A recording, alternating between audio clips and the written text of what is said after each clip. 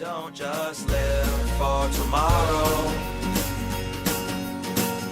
or just live in yesterday. Just be glad for all you have that's in today. And though you've come through many obstacles. Hey everyone, Connie here, and welcome to my blind reaction to Season 2, Episode 1 of The Devil is a Part-Timer. So, it has been a long time. The last time I reacted to this series, when I finished Season 1, that was in April of 2018. 4.5 years ago. That's insane. That is absolutely insane that it has been that long. And mind you, I don't believe when I watched this, I don't believe it was like when it first aired or anything. So for those who watched this when it first aired, it's been even longer. And by the way, you can watch about half of my Devil is a Part-Timer reactions here on this channel. Because the first half, 1 through 4, well, not first half, but 1 through 4 were on my old channel before it got terminated. So you can watch episodes 5 through 13 on this channel. Those are all still up. You should still be able to check those out. So, that all being said, I don't know much about this going in because I never read the manga or anything. I only watched the original season.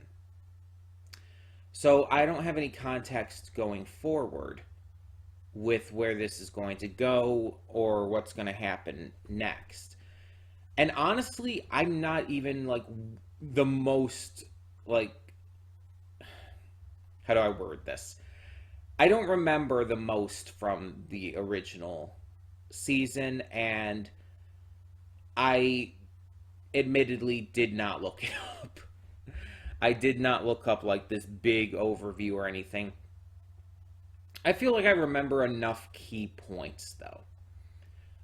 Basic premise was that in an alternate world, the devil of that world was kind of taking over. And one day, he and his top general are transported to our current modern-day world. And he and his general basically have to survive while trying to figure out what the hell is going on and all. So he gets a job at McDonald's, and he ends up getting followed there by the hero. I don't remember her name either. But she follows him there, and hijinks ensue.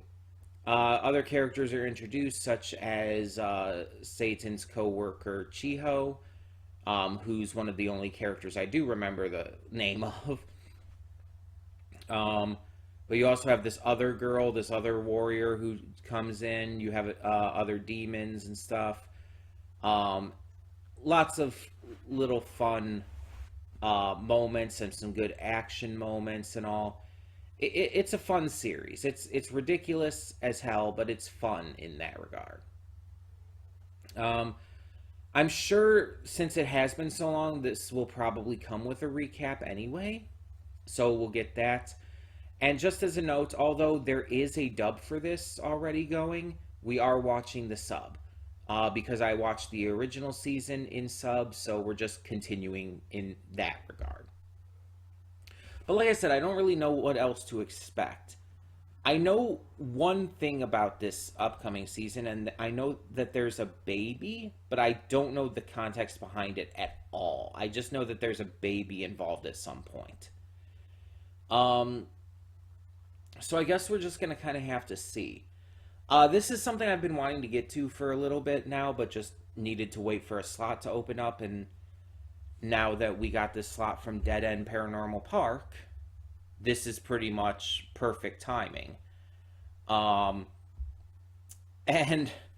funny enough, we might end up replacing this with Dead End Paranormal Park again, because season 2 of that show was just announced to be starting in October.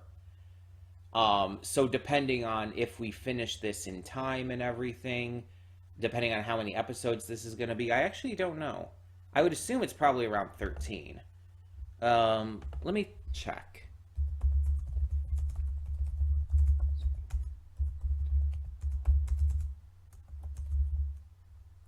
There we go.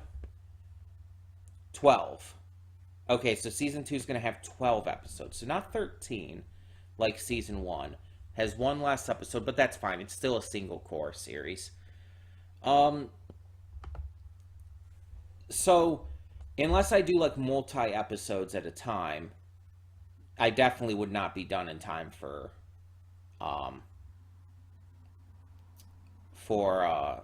more Dead End Paranormal Park.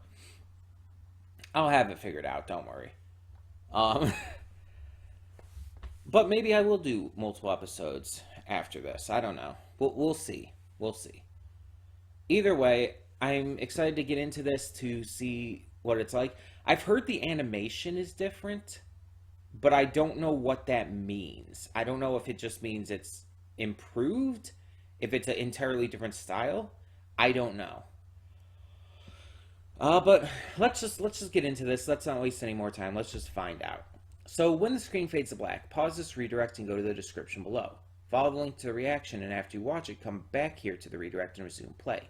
Because after it fades black and fades back in, everything from that point forward will be my afterthoughts and will contain spoilers to the episode. So, that being said, thank you so much for tuning in. And I will see you at the reaction. And we are back, and we'll begin with spoilers in 3, 2, 1, now. I have a lot of questions.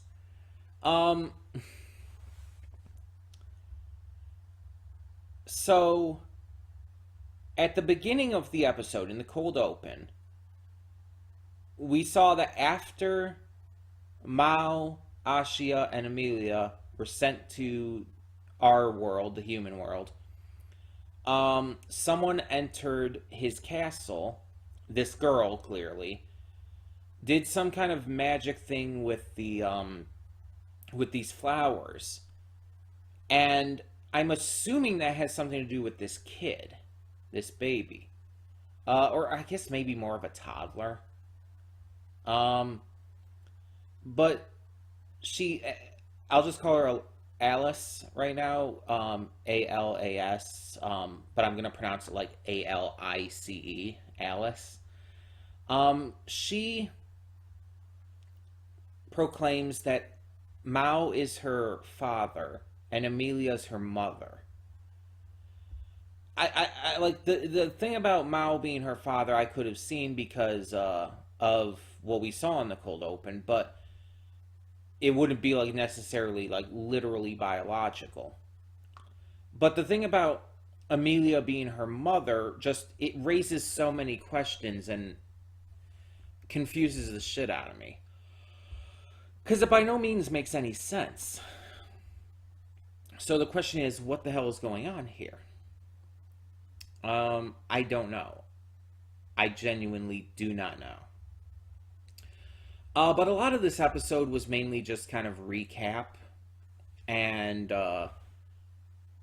just showing where our characters are and everything. Dealing with the cockroach and everything, showing them at the restaurant, all of this fun stuff. It was definitely just to get us reacquainted after so long. And I do still want to check this. Let me see. I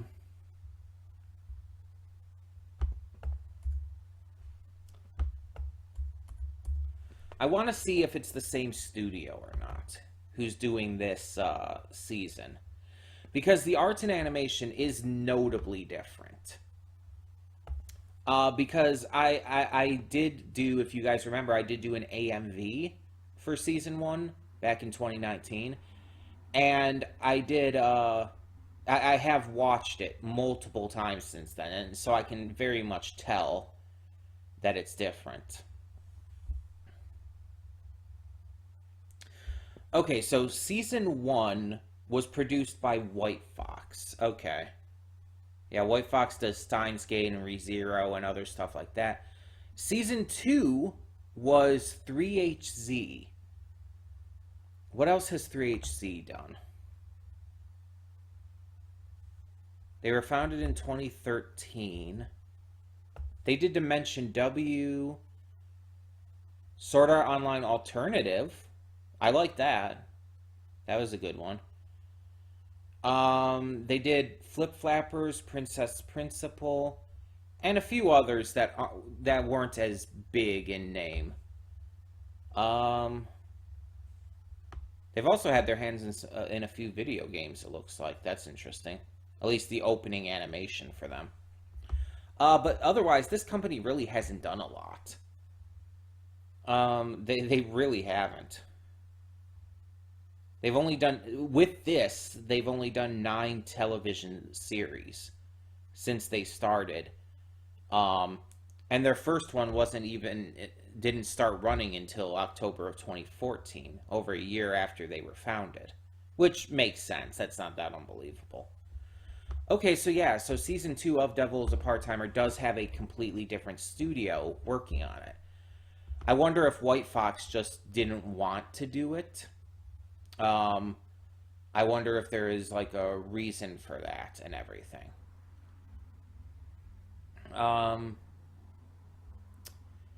Yeah, that's really interesting though.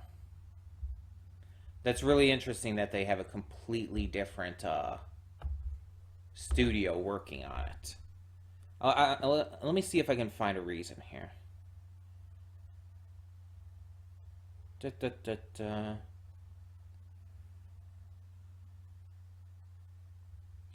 It looks like a lot of the same staff returned, according to this.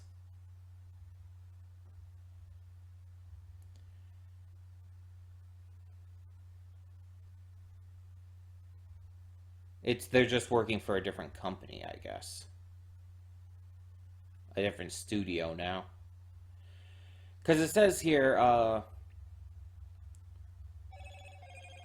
Daisuke Tsukushi directing, Yudai Ino designing the characters, Yoshihiro Takeda serving as chief animation director, and the rest of the staff returning from the first season.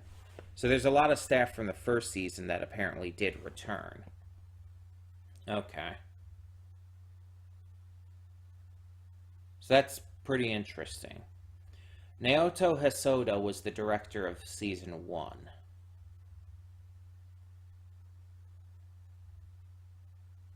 Okay. And the character design director was Atsushi Ikaria?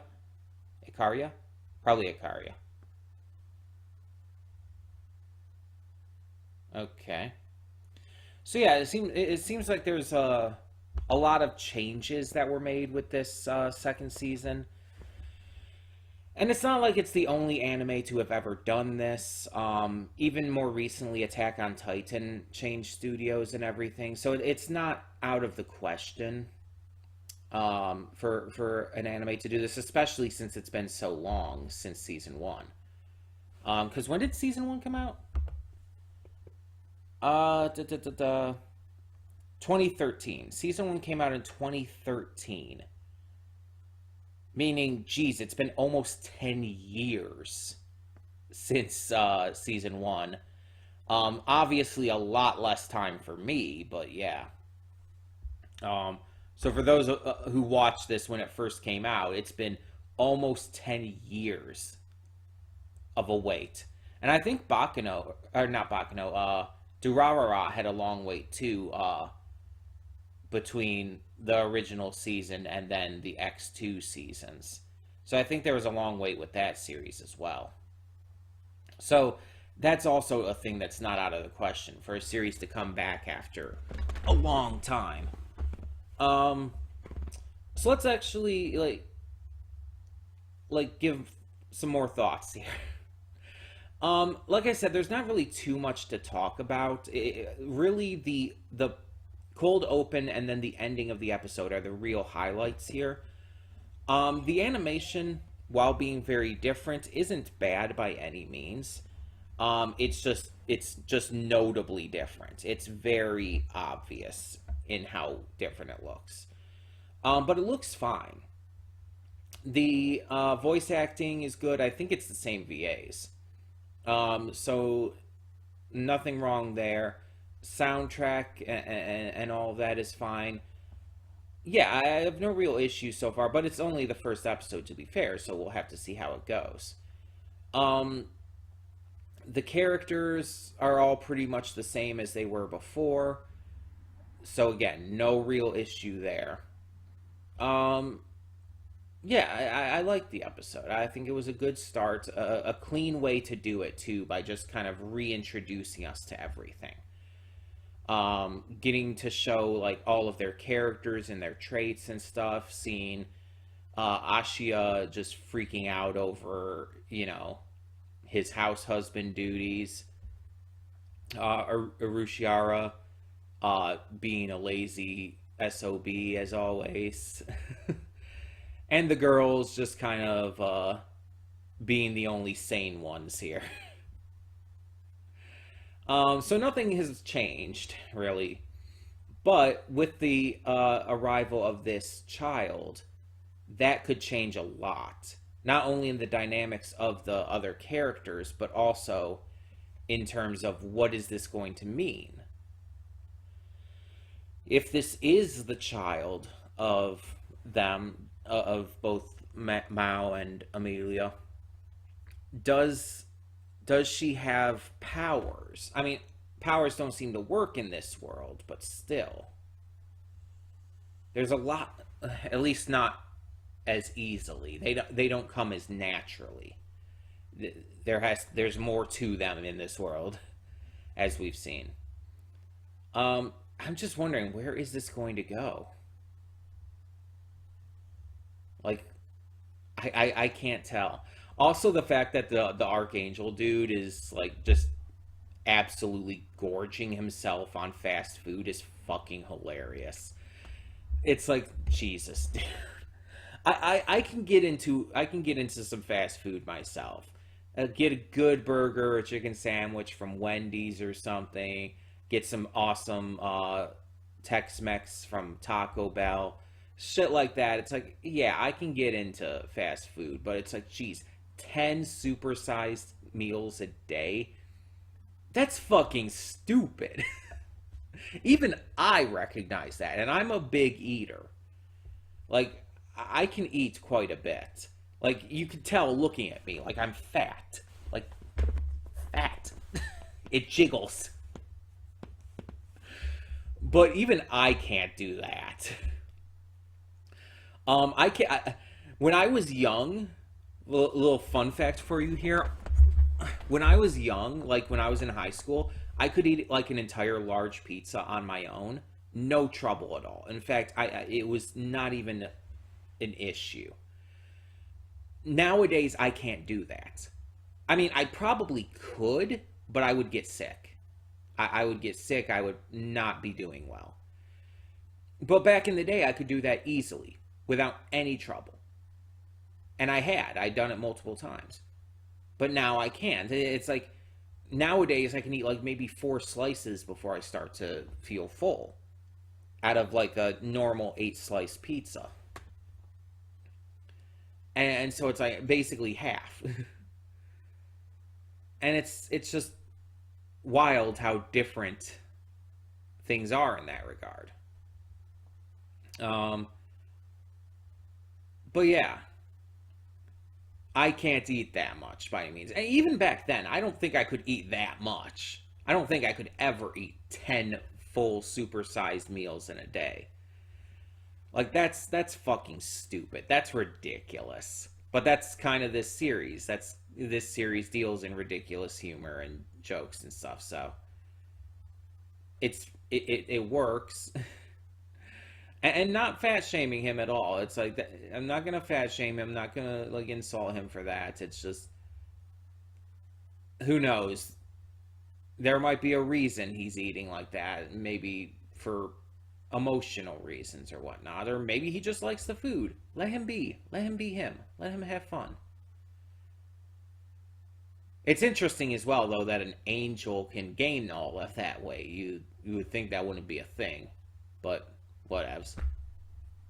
Either way, either way, Um, yeah, I enjoyed this episode. It was a good start. It's a good welcome back. It's been so long, even just for me. Like it's been 4.5 years, but for again people who have waited for this since the original season first came out, it's been almost a decade.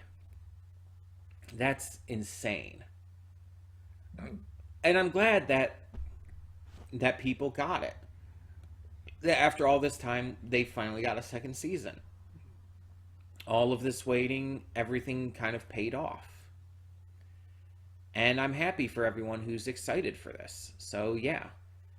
Um but I would still love to hear your thoughts. So tell me in the comments below, what did you think of this first episode of The Devil's a Part-Timer season 2? And like I said earlier in like the pre-thoughts or whatnot, um I don't know if we're going to do multiple episodes just so we can finish in time for uh God, what's it called? Dead End Paranormal Park season 2. But I'll figure something out because I want to make sure I get to season 2 of that pretty much right away. But yeah, tell me your thoughts down below, and thank you so much for tuning in. For now, I'm Connie, and I'm signing off. See y'all next time.